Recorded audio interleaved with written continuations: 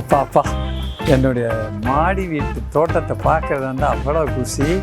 வாங்க பார்க்கலாம். ஆக்சுவலாக வந்து ஒருத்தர் இருக்கார், அவர் மாடி வீட்டு தோட்டம் வந்து ஸ்பெஷலைஸ் பண்ணி நம்மளுக்கு என்னென்ன தேவையோ அதை மட்டும் போட்டு கொடுக்குறாரு. அது வீட்டுக்கு தேவையான எல்லா காய்கறியும். இது பாருங்கள், வெள்ளரிக்காய் இப்போ தான் போட்டு வந்து ஒரு 15 நாள் ஆகுது. நல்லா வளர்ந்துருக்கு பாருங்கள். அதில் வந்து பூவெல்லாம் கூட விட்டுருக்கு. இதுக்கு அடுத்தது இங்கே வாங்க, இது வந்து தக்காளி. இது தக்காளி பாருங்கள், அழகழகான பை, சின்ன சின்ன பை, பார்த்தாலே ரொம்ப நல்லா இருக்குது. இது வந்து கத்திரிக்காய்.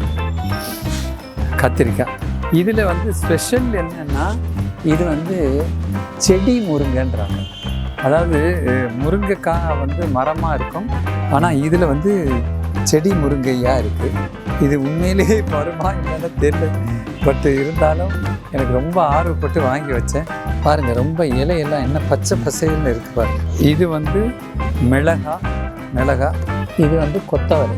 இந்த பாருங்கள், இந்த அருமையாக இந்த மாதிரி ஒரு சின்ன ஸ்டிக்கர் போட்டு நம்மளுக்கு தேவையானதை எழுதி வச்சிடறாரு. எந்த காய் எந்த செடி எது காய்க்குதுன்னு தெரிய வேணாம் அப்படிங்கிறதுக்கு.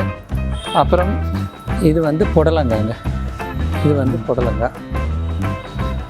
இது வந்து வெண்டைக்காய். இது ரெண்டும் வெண்டைக்காய். காராமணிங்க இது ரெண்டும். ஓகேங்களா? வாங்க. இது பாருங்கள், இது வந்து அவரைங்க, நல்ல பட்டா அவரை. ஓகேங்களா? இது ரெண்டும் முள்ளங்கி. ஓகேங்களா?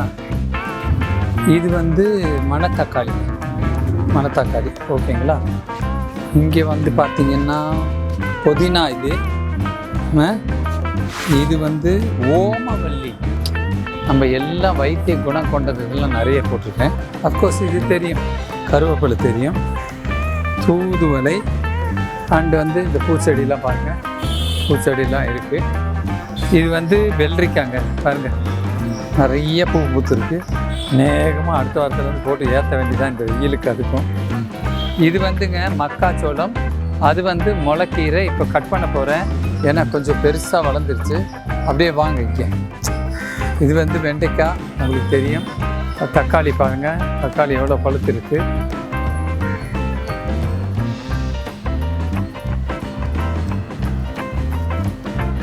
தக்காளிங்க. அஃப்கோர்ஸ் அது வந்து வெண்டைக்காய். அந்த பக்கம் வாங்க. இங்கே பாருங்கள், இது வந்து கத்திரிக்காங்க. இங்கே வாங்க கொஞ்சம். இங்கே பாருங்கள், எவ்வளோ கத்திரிக்காய் பாருங்கள். ஒரு வீட்டுக்கு இவ்வளோ தேவையான்னு தெரியல எனக்கு. விற்கலாம் போல இருக்குது, அவ்வளோ நல்ல கத்திரிக்காய். இங்கே பாருங்க, சூப்பராக கத்திரிக்காய் விளைஞ்சிருக்கு. அஃப்கோர்ஸ் இது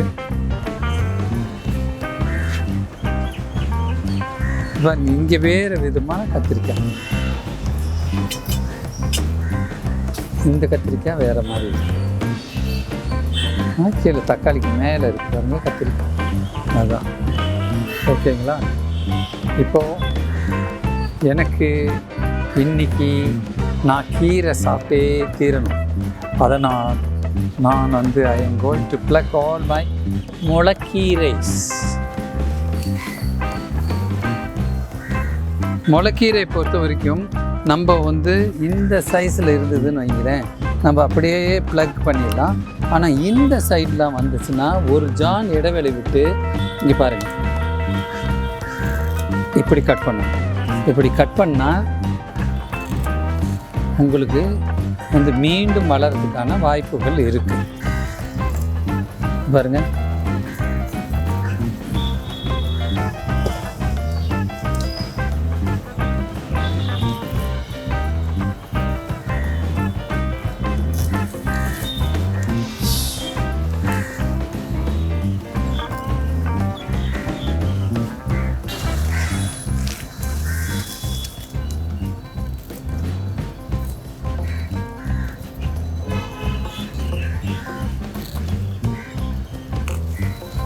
கத்திரி அறுவடை.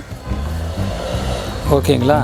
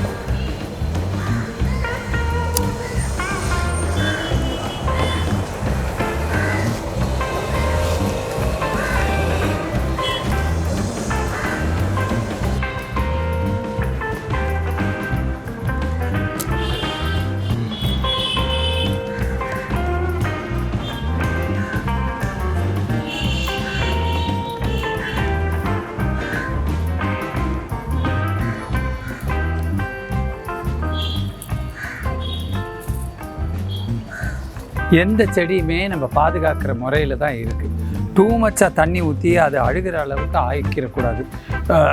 ஒரு நாளைக்கு ஒரு தடவை காலையிலையும் சாயங்காலமும் இங்கே பாருங்கள், இப்படி தான் ஊற்ற சொல்கிறாங்க. 1 2 3 போதுன்றாங்க. இதுக்கு மேலே தேவையில்லைன்றாங்க. புரியுதுங்களா? 1 2 3 1 2 3 1 2 3 1 2. ஒரு செடியை வந்து நம்ம குழந்த மாதிரி பாதுகாத்தா தான் அது ஈல்டாக்குறது. இங்கே பாருங்கள் எவ்வளோ ஃப்ரெஷ்ஷாக இருக்குது பாருங்கள். ஒவ்வொன்றும் வந்து நம்மளுக்கு நம்ம வீட்டில் விளைஞ்சது, நம்ம வீட்டில் வாங்கினதுன்னு நீங்கள் சொல்லலாம். ஆர்கானிக்குங்க, டோட்டலாக எந்த கலப்படமும் கிடையாது.